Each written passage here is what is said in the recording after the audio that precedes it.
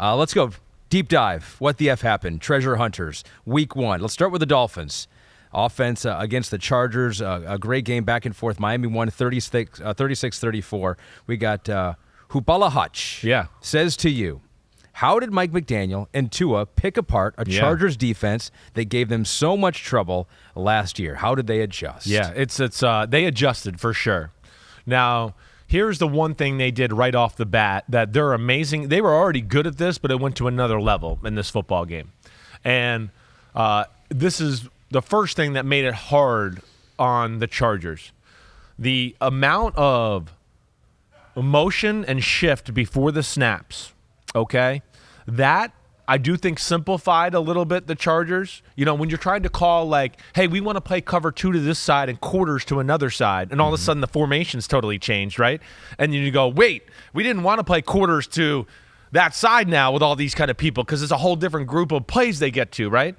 So you have to be careful. And the Dolphins, here was the most amazing thing. I mean, McDaniel, banner statement, I think is the most creative offensive coordinator in football, not named Kyle Shanahan. I would throw him right there in that list. He's the first one I've seen from Kyle, from that coaching tree where I go, he got a lot of Kyle in him. And then because of some of the toys he's got, he's added some things that I don't even see Kyle do, right? He's added his own splash and flavor to it. I love it.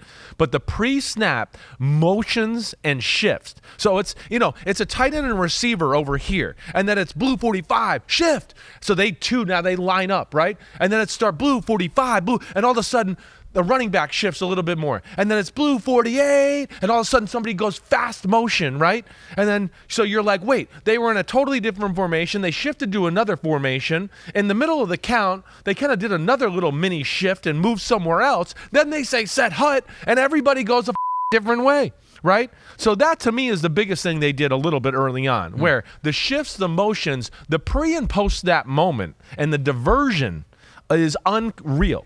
And then what I mean by the post-snap, so there we go, that was all pre-snap stuff. Then they say set hut, and okay, so Tyreek Hill's flown over this way. They say set hut. The running back runs across the formation. He fakes it to him. There's 2 pulling linemen going that way, and then he pulls the ball and drops back and then throws the ball somewhere else.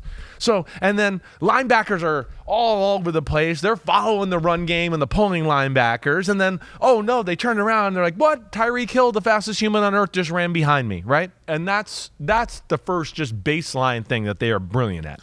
Brilliant. So and the Dolphins can handle it. They don't mess it up. I mean, that would be the worry, right? You got all this pre-snap movement, you got assignments, and just like you jack it out. They didn't. There was I think a false start or 2 here or there. Yeah. Tua did fumble a few little exchanges and had a fumble, but yeah, for the most part, they were clean with it. You can tell they've been working on it. It's something that is going to be a part of their DNA. So that would be the first thing that I would tell you that made things hard on them. Then what happened was the Dolphins, and I'll give McDaniel a lot of credit here, was patient with the run early on in the game. The Chargers tried to play 2 deep safeties, right? 2 deep safeties, and they found different ways. They went, okay, you want to play 2 deep? Well, we're going to outnumber you in the run. They're going to do that. So now there's one less guy out on the edge and stuff like that. So they ran the ball pretty well when they played 2 deep safeties. And then the other thing they did was absolutely expose them in the middle of the field when they went 2 deep safeties. Chargers tried to play 2-man a bunch of times and then the Dolphins brought the receivers in closer to the line of scrimmage. It's hard to play 2-man like that, right? 2-man's basic rules are the corners aren't supposed to let the receivers go inside. Because we got safeties over the top, right, who are going wide and deep, as we say, set hut. Yeah. So we want to force kind of everything there. We don't want to ever let anybody inside. They go in these tight splits. It's hard to get up there and jam because you're like, wait, I'm going to get hit by the defense end and the linebacker, I'm going to get picked off. So you back off a little bit. But then within that, the middle of the field came open. And that's where you saw early in the game, you saw a bunch of plays, boom, boom, boom, boom, right down the middle of the field. And, the Dolphins' O-line did good. Protection-wise, and a lot of it's because of what we talked about, the pre- and post-snap motion. And then those coverages that worked last year really well for the Chargers, and a lot of that was like I said, if there was 3 receivers to the right, they'd play cover 2 over there. And then the one receiver to the left, they'd play quarters. It kind of looked like, oh, maybe the safety's going to help out on that one-on-one corner over there. But then you'd say set hut, and that backside safety would look really over to the 3 receiver sides because he's helping for the crossers coming across, right? And they leave somebody man-to-man on the backside. And when they will leave somebody man-to-man, it's quarters, but it then becomes man-to-man because of what the Dolphins do. And then that's where all social media goes, they're leaving Tyreek Hill one-on-one. Well, the one thing is, hey, they tried to double Hill and Waddle in some big moments. They did. But there's still a lot of other good players on this offense. And it's hard to do it and double people when you shift in motion like that, right? Because now you're totally changing things around. Right. So they tried to do that, but the Dolphins had bottom line answers for what they were beat with last year. They had a full offseason, and McDaniel was not going to let that happen again. They did a great job. So if you're Brandon Staley and you had the advantage last time you played, and now it's back to Mike McDaniel, what would you do if you're the Chargers? Yeah. Like, how do you prevent against this? Now knowing what you know about what they do, now what do you do? Yeah, Just go simple? No, well, yeah, it's simple's not going to work against them. It's got to be, it's hard for me to tell you. Yeah, you're going to have to come up with disguises late, get into a coverage. They don't know what it is. Like we showed this. It's right. Blue 45 set, HUD, and then we shift to another coverage, right? It's going to take stuff like that. It's going to take special game plans to stop this offense. It is. And the game plan that we saw work for last year, that ain't going to work this year. So what is going to be the new game plan? They got to play the Patriots Sunday night.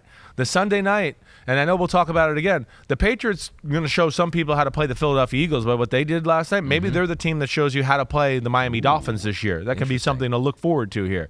But even with some of those coverages I talked about too, where it was like cover 2 to the 3 receiver side, they didn't just go, okay, we'll play one-on-one ball on the backside. Tua made some great throws against that. But the other thing they did is they exposed that cover 2 side.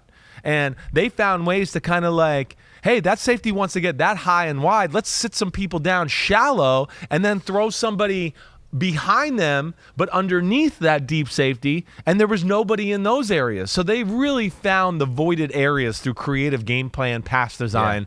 And the Dolphins are, just unbelievably fast and fun to watch. Well, that's the dangerous thing, right? You have an extremely talented team and talented roster, and now you have a you're scheme smarter than most other teams. That's when greatness happens, is when you have talent plus an offensive coordinator who's acting like, we're not that talented. I need to help these guys out, right? And that's when you go, oh my gosh, that's become special. Dolphins had 9.5 yards per play when using motion last week. That was the second highest was the 49ers at 6.4. So they blew everyone away. I don't know why people are doing what these two are doing. I don't really get it. And what I really think is a lot of people don't really get what they're accomplishing with a lot of it. They can't figure it out quite yet. Yeah. They're on a little different level as far as that department is concerned. It's like you can move guys around and shift, but maybe you're not stressing out the defense. You got to know what you're doing it. You got to know why you're doing it and what you're doing it against and what's the reasoning for it, right? Like McDaniel and Shanahan have reasons for it. They're going, wait, we're motioning and shifting this, and then, saying set hut and doing something, and we're tactically putting pressure on a scheme that we know you're about to play, and we're going to expose it. And that's where they're really good. A lot of other teams, yes, just do it, and they go, look at this, we're doing this, but there's not really a rhyme or a reason. It's just window dressing.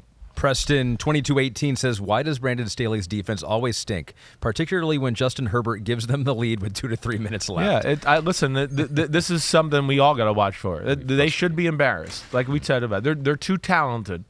They didn't get it. They're not getting.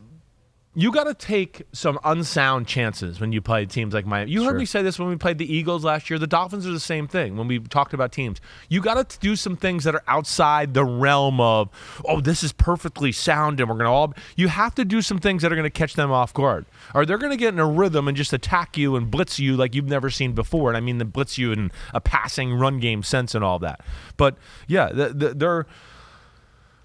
Brandon Staley's really got to stick his nose in on the defensive side of the ball. That's his side of the ball. He's a defensive head coach. I'm still bothered by lack of big people in the middle by them. That's still an issue. And then those pass rushers need to play better, right? And, of course, they all need to play a little bit better. The secondary kind of got, ripped up too. J.C. Jackson, I know people want to jump on him and all that, but damn, he was putting in some tough spots too. I mean, he wasn't his best, don't get me wrong, but he's putting some spots where I want to go, listen, there's nobody in football that's going to capitalize in that department, and especially against those, two guys that got 7 rockets up their ass in Waddle and Hill. Chargers at the Titans coming up this week. So a little bit easier test. Those weapons not quite as good with the Tennessee Titans. The Dolphins at the Patriots, you mentioned it, Sunday Night Football. So you do think that Bill's going to have some things, going to be able to figure out how to counter some of this motion? I do. One, they're a better coach on the defensive side of the ball, right? They have, to me, this is one of the keys. You got to have some big people against these teams because it frees other people up, right? Like the two-gapping you've heard us talk about so much, right? Those big people allow, okay, you got 2 gaps now. Now this guy can he's watching your back, but he's also can watch over here too because we can trust that you big fuckers up front will mosh pit it up a little bit.